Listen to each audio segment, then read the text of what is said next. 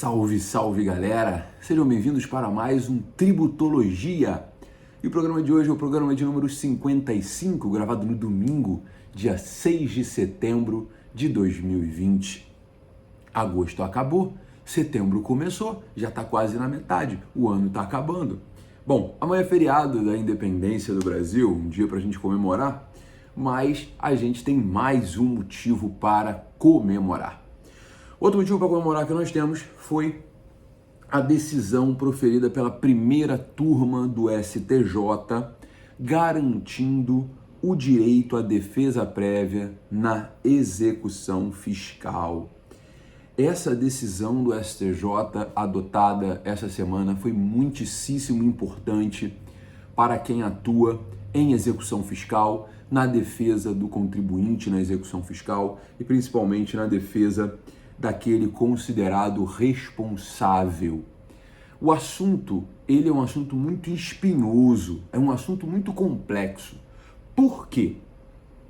Porque no STJ há uma divergência muito grande acerca da aplicação do incidente de desconsideração da personalidade jurídica em matéria tributária. O incidente de desconsideração da personalidade jurídica em matéria tributária, ele foi criado no CPC de 2015.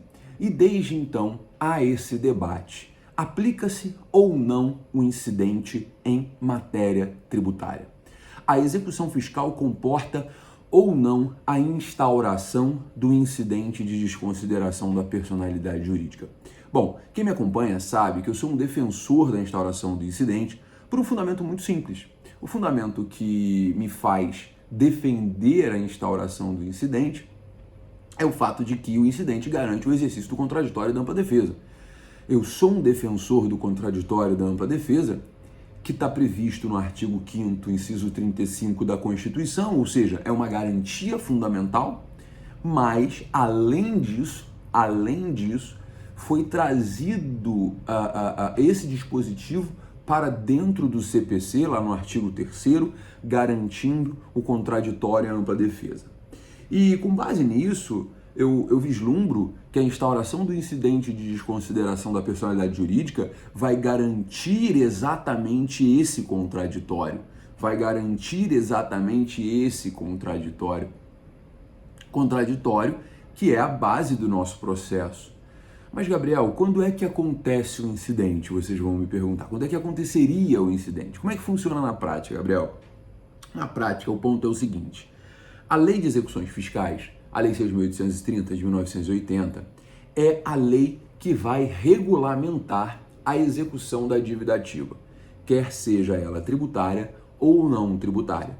É a Lei 6.830 que regulamenta a cobrança dos créditos em juízo, da Fazenda, crédito da Fazenda em juízo, tá? Após a inscrição em dívida ativa, é promovida a execução fiscal para a satisfação desses créditos. O que acontece na prática é que muitas vezes a Fazenda identifica, ou não identifica, mas força a barra, né, uma hipótese de responsabilidade tributária. O Código Tributário Nacional, dos artigos 128 ao 138, traz as hipóteses de responsabilidade tributária. E lá fica claro que o indivíduo será responsável em algumas situações específicas. O artigo 134, por exemplo, e o 135, que são o cerne da questão, eles tratam da responsabilidade tributária do sócio, né, no caso da liquidação da sociedade de pessoas, o 134, inciso 7, e o 135, ele trata da responsabilidade pessoal do agente, quer seja preposto, mandatário, diretor da empresa, gerente da empresa ou até mesmo empregado. Haverá responsabilidade pessoal, só que tem um detalhe. Essa responsabilidade pessoal do artigo 135 especificamente, ela somente será aplicada em caso de dolo. Isso está claro quando o STJ, isso ficou claro quando o STJ editou a súmula 430. O problema é que o próprio STJ editou também a súmula 435, que diz que se a empresa mudar de endereço, o dolo é presumido. Se a empresa mudar de endereço sem informar ao fisco, só para eu poder complementar aqui, o dolo é presumido. A empresa mudou de endereço e informou ao fisco, não tem problema. Agora, se ela muda de endereço e não informa ao fisco, o dolo é presumido, pois presume-se que ela foi dissolvida irregularmente. Essa é uma presunção absurda, mas é o que tem para hoje. Por que eu digo que ela é absurda, né? Eu tenho um caso concreto, por exemplo, que o meu cliente, ele funciona no mesmo endereço, tem funcionário lá, só que são pouquíssimos funcionários, porque a empresa sofreu muito com a crise dos últimos anos, né? O funcionário sai para almoçar, a empresa fica numa área de risco no Rio de Janeiro. O oficial de justiça disse que lá foi e não encontrou ninguém. Claro, ele foi na hora do almoço. E aí o juiz aplicou a súmula 435. A empresa mudou de endereço sem informar o fisco, mas ela não mudou de endereço. E aí que está o problema, a fé pública do oficial de justiça frente à realidade dos fatos, né? Isso a gente está brigando até hoje para tentar caracterizar que não houve dissolução irregular da empresa, porque não houve. A empresa continua existindo, continua operando, continua no mesmo endereço. Bom, a discussão aqui é a seguinte: promovida a execução fiscal, então, contra o réu devedor, o principal, o contribuinte, pode haver o redirecionamento da execução fiscal para o responsável? Ou há necessidade da instauração do incidente de desconsideração da personalidade jurídica? É necessária a instauração do incidente de desconsideração da personalidade jurídica? Eu vou contar para vocês um pequeno histórico, tá? A segunda turma do STJ entendeu que não há necessidade, que não é necessária a instauração do incidente de desconsideração da personalidade jurídica para o redirecionamento da execução fiscal na sucessão de empresas com a configuração de grupo econômico, um grupo econômico de fato, e que haja confusão patrimonial. Esse foi o posicionamento adotado pelo STJ no julgamento do RESP 1786-311,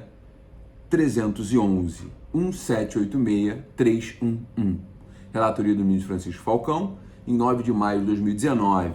Esse foi o informativo 648 do STJ. Então a segunda turma vira e fala, olha, não há necessidade, não é imprescindível, né, que se instaure o incidente de desconsideração da personalidade jurídica para o redirecionamento da execução fiscal no caso de sucessão de empresas. Ou seja, eu estou chamando o responsável para responder pelo crédito tributário. Esse foi um posicionamento adotado pela segunda turma após a primeira turma ter adotado que era necessário um incidente. Vamos lá. A primeira turma, historicamente, lá atrás, em 21 de fevereiro de 2019, no informativo 643, julgando o RESP 1775269, RESP 1775269, a primeira turma entendeu que é necessária a instauração do incidente de desconsideração da personalidade jurídica devedora para o redirecionamento de execução fiscal a pessoa jurídica que integre o mesmo grupo econômico, mas que não foi identificada no ato do lançamento da certidão endividativa ou que não se enquadra nas hipóteses do 134 e 135 do CTN. Então, peraí. O que havia decidido, então, lá atrás, a primeira turma do STJ? Que é necessária a instauração do incidente de desconsideração, desde que o redirecionamento da execução fiscal seja determinado para uma pessoa jurídica que não participou na época do lançamento. Porque ela não pôde exercer o contraditório em ampla defesa na esfera administrativa. Ela não pôde exercer o contraditório em ampla defesa em nenhum momento. E na execução fiscal, para que ela exerça o contraditório em ampla defesa, o juízo tem que estar garantido. Artigo 16 da Lei de Execuções Fiscais. Se o juízo não estiver garantido, a pessoa não pode exercer o contraditório em ampla defesa. Isso é um absurdo. Então, peraí. Disse a primeira turma, lá em fevereiro de 2019, no informativo 643, olha, Se o cara não participou do lançamento, se ele não foi identificado no lançamento, é uma discussão de grupo econômico, se esse cara participa ou não daquele grupo econômico, tem que ser instaurado o incidente de desconsideração. Agora, se for hipótese do 134 e 135, não se instaura um incidente. Esse foi o entendimento. Qual é o ponto? 134 e 135, como eu disse, 134 basicamente é o inciso 7, tá? Nada pai pelos filhos menores, tutor pelo tutelado, nada disso se enquadra aqui. A gente está falando de sócio pela liquidação de sociedade de pessoas. E a gente está falando do responsável, que é o gerente, o preposto, o mandatário, etc. Nessas hipóteses, o STJ está pacífico no sentido de que não cabe a instauração do incidente, porque não é desconsideração. Isso aqui não é desconsideração da personalidade jurídica. Isso aqui é basicamente responsabilidade tributária do indivíduo, da pessoa. Então, se não é desconsideração, se é responsabilidade tributária, que responda, acabou. Sem discussão. Essa é a ideia, tá? Então, o debate aqui, ele vai envolver hoje, isso é indiscutível, somente as figuras de grupo econômico, para que haja o redirecionamento dentro do grupo econômico. O STJ, então, adotou o posicionamento recente agora, no seguinte sentido: a parte não consta da CDA. Não consta na CDA. Ela não participou do processo administrativo. Então, deve ficar comprovado o abuso de personalidade. Deve ser comprovado o desvio de finalidade ou a confusão patrimonial, que é o disposto no artigo 50 do Código Civil. E é exatamente por isso que há necessidade de comprovação de que a empresa que integre aquele grupo econômico praticou de forma dolosa, praticou de forma a confundir o patrimônio, praticou qualquer ato para que ela, qualquer ato fraudulento, para que ela seja trazida para dentro da execução fiscal como ré. Então preste bastante atenção. Foi julgado então o RESP 1804913, tá? Na sessão de terça-feira última, porque aqui tributologia é assim, aconteceu no Tribunal Superior, a gente está aqui falando do assunto. Foi julgado o RESP 1804913, em que o STJ reconheceu a necessidade de instauração do incidente de desconsideração. A ministra Regina Helena Costa, relatora, entendeu que o TRF da 2ª região, nosso aqui, entre aspas, fez um juízo prematuro ao afastar absolutamente o cabimento do incidente. Então preste bastante atenção. Não houve a análise de mérito, se tem ou não responsabilidade. No caso concreto, simplesmente foi determinado o retorno dos autos para o julgamento. A decisão foi por maioria, o ministro Napoleão discordou do retorno do processo para a 2ª instância.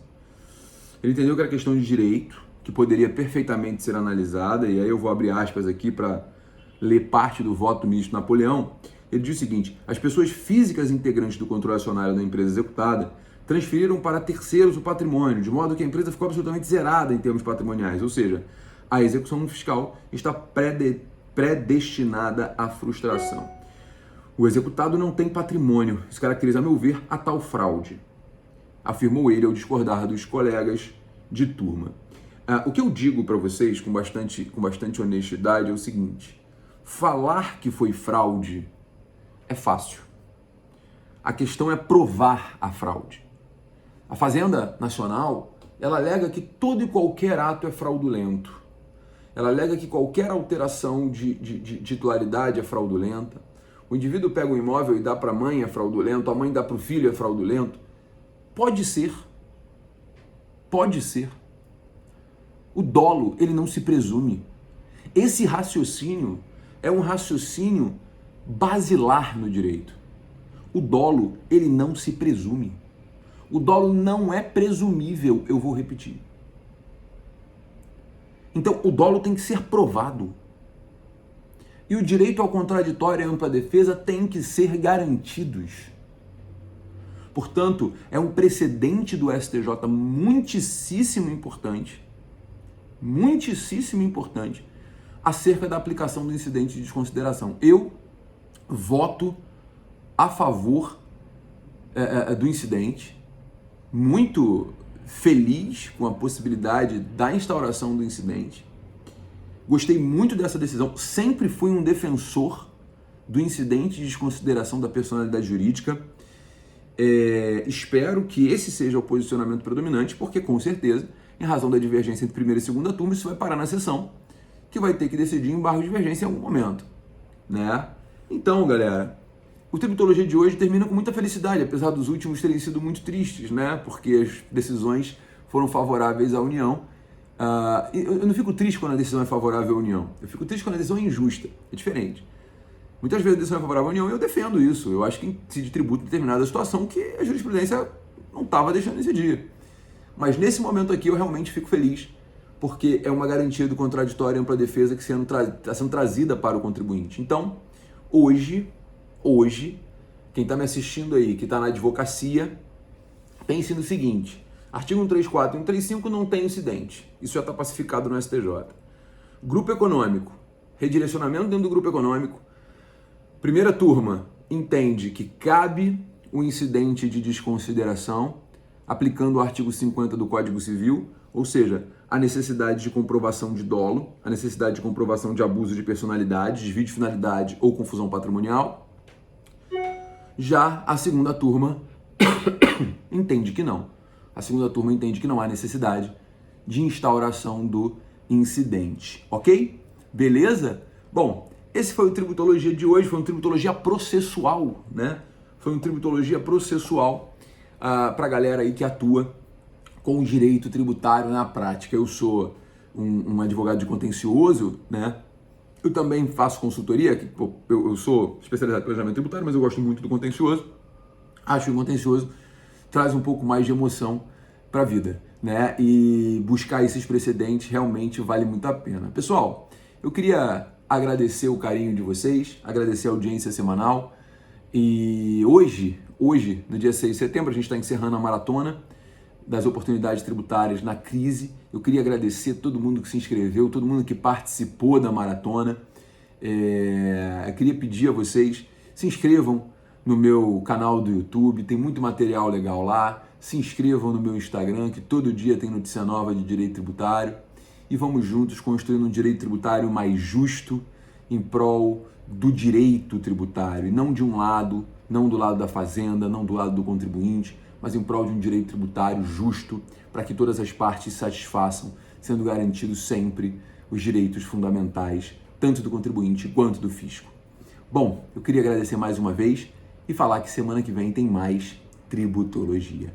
Galera, um super beijo e até semana que vem. Tchau, tchau, meu povo!